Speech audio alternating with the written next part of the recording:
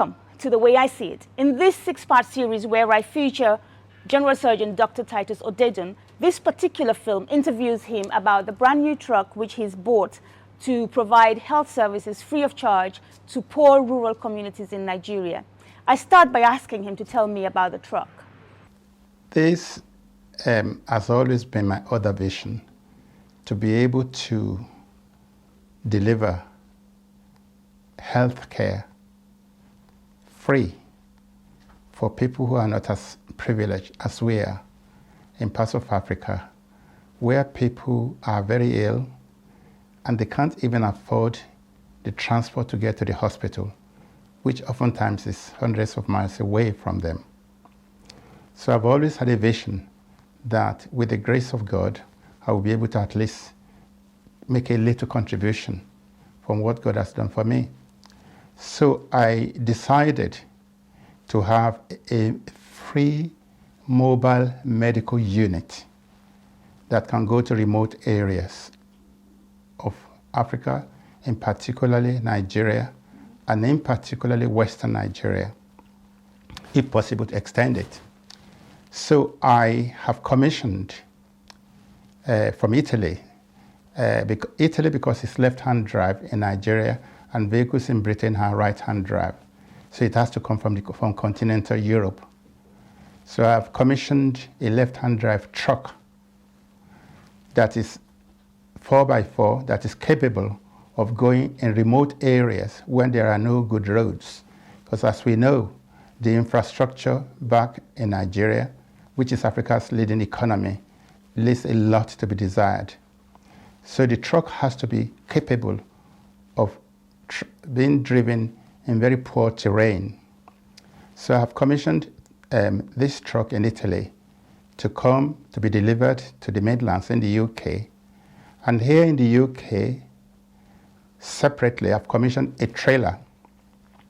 And this trailer will be a purpose-built mini hospital, if you like, which is fully equipped with an operating room within the trailer, with an operating table and operating lights, areas to sterilize equipment, areas where you can get scrub, and put on gloves, and patient waiting area, so that this vehicle can go to remote areas of Nigeria, and patients can walk out of their farms, literally, and have their blood pressure monitored, and have their breast examined, for example, for breast lumps and cancer. We will have ultrasound equipment in the vehicle capable of detecting breast cancer at various stages. And more importantly, we'll be capable of performing basic medical operations like cataracts, for example. People are going blind in Nigeria from just cataracts because they're not even aware that that's the reason they're going blind. And we have volunteers, including myself from here, to go and deliver health care. So this is what the truck and trailer is about.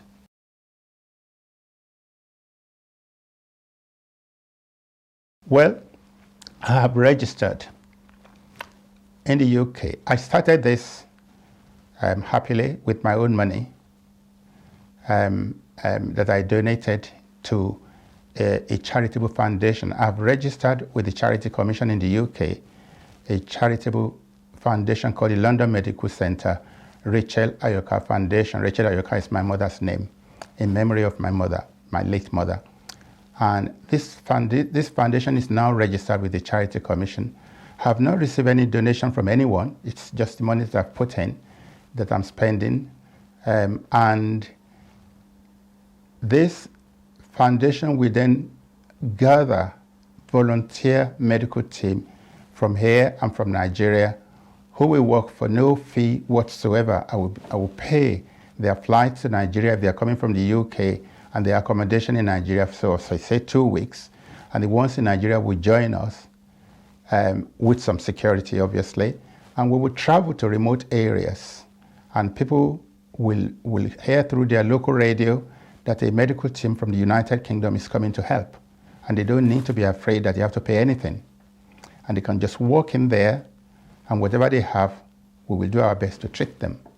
That is my dream, and that is what I'm trying to do with this foundation.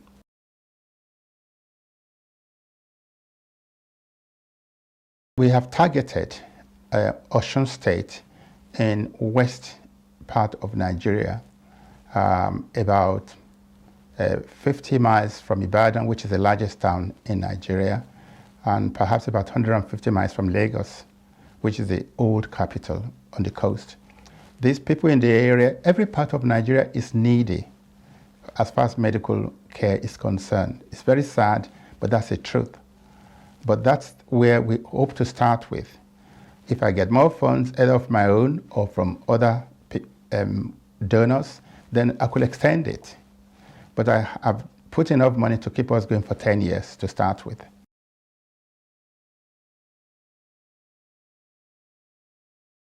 Not at the moment. The government in Nigeria, people are too busy stealing money. The politicians in Nigeria are too busy stealing money and keeping that money in Switzerland and coming to buy houses in Park Lane in London than for them to be that's why people are suffering in the first place. Nigeria is the 23rd richest economy in the world. 23rd. If you look at GDP, United States and China are vying for first position. Britain is now 5th. In terms of GDP, and Nigeria is actually 23rd in the world economy, but most of that money is stolen by politicians and hidden in London, in New York, in all these big cities in the world to buy big properties. And the poor people, the average man in the street, does not benefit from the oil, which comes largely from oil. And so the hospitals are hopelessly understaffed, under-equipped, that even if you go to a university hospital, you have to pay for card to get in. And the poor farmer doesn't even have the money to pay for card before he can be seen by any doctor. So the government in Nigeria is not doing anything for the people in Nigeria, sadly. So I'm not relying on the government in Nigeria to put in money. They might give me space in the hospital if anybody needs, say, intensive care or more care than the mobile unit can provide. Then the government might provide space. Even then, we'll have to buy the drips and all the medicine they need in a government hospital, paradoxically. So I'm not relying on the government in Nigeria. The only thing that I will get is there's a university locally. I'll be able to keep the vehicle in the premises of the university, local university, because it's safe. Otherwise, thieves will come in the middle of the night and steal the tires and steal all the equipment in the unit. So I have that support. I'm from some of my family still in Nigeria to keep an eye on the vehicle, because we are based in the UK, and I will be going to Nigeria with my team about twice a year. While we're not using the vehicle, another charity with a GP in Lewisham who's got similar intentions, who use the vehicle as well, so that the vehicle is used. But so I will get some help from the local university to house the vehicle. That's the only help that I hope to get from the government in Nigeria.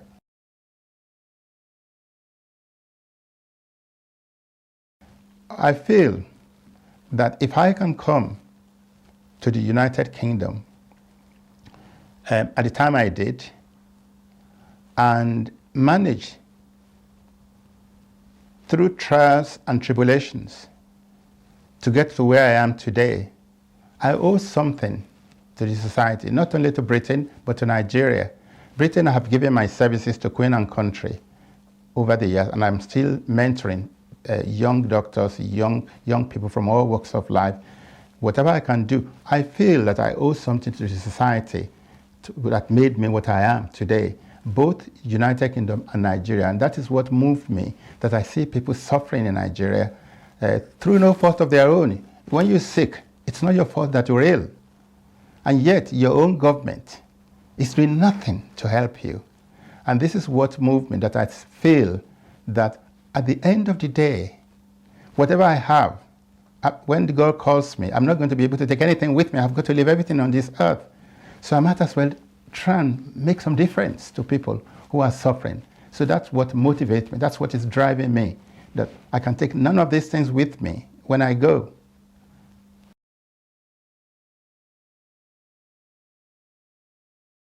Well, long-term wise, I hope that either I will get some donors to come in and I can extend this to other parts of Nigeria, because it's not only that area of Nigeria that is needy, even the rest of Africa is needy.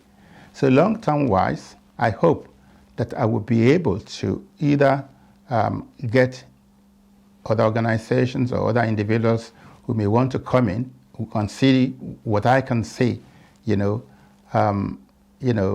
One of the conservative leaders about 10 years ago, when he was trying to be leader of the conservative, when he was trying to be prime minister, he had a slogan, "Are you thinking what I'm thinking?" In the same way, I hope that I will, perhaps somebody who can see what I'm trying to do may come here and say, "Oh, I want to be part of this," and maybe put in money. Or else, as I said already, if I'm about to run out of money, I just take one of my properties and sell it and put the money in again, to keep me going for another 10 years. So that's what I see happening long term, and extend this to other areas of not only Nigeria, even Africa.